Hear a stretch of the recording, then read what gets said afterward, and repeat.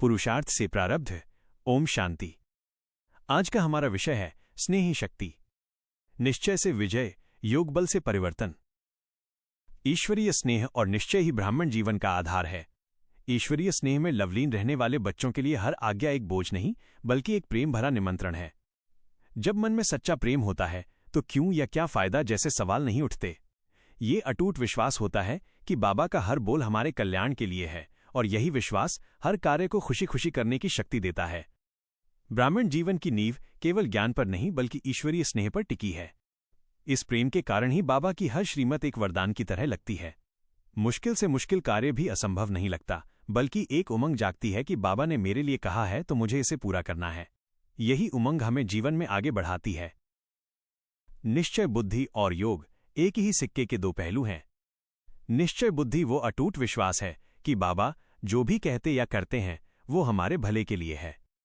ये निश्चय ही मन से शंका और डर को मिटाकर हर चुनौती को एक अवसर में बदल देता है। वहीं योग का अर्थ केवल ध्यान में बैठना नहीं है, बल्कि हर पल बाबा से मानसिक और आत्मिक रूप से जुड़ा रहना है।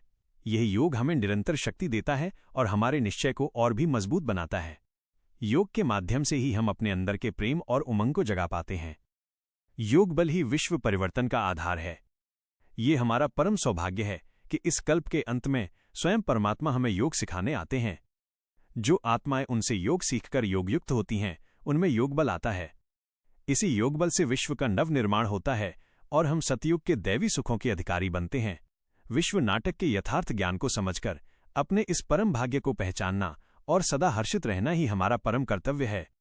जीवन की परिस्थितियां कितनी भी बड़ी क्यों ना हो, हमें ये निश्चय रखना है कि बाबा हमारे साथ हैं। हमारी जीवन नैया बाबा के हाथों में है, जो डगमगा तो सकती है पर डूब नहीं सकती।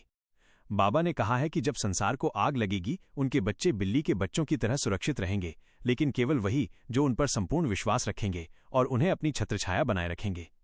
तो आज सारा दिन यही अभ्यास करें। मैं मास्टर सर्वशक्तिमान हूं और सर्वशक्तिमान बाबा मेरे सिर पर छत्रछाया हैं। बाबा का आह्वान करें और उन्हें अपने सिर के ऊपर स्थित होता हुआ देखें। इस योगबल का अनुभव जितना गहरा होगा, आप उतने ही शक्तिशाली बनेंगे। ओम शांति।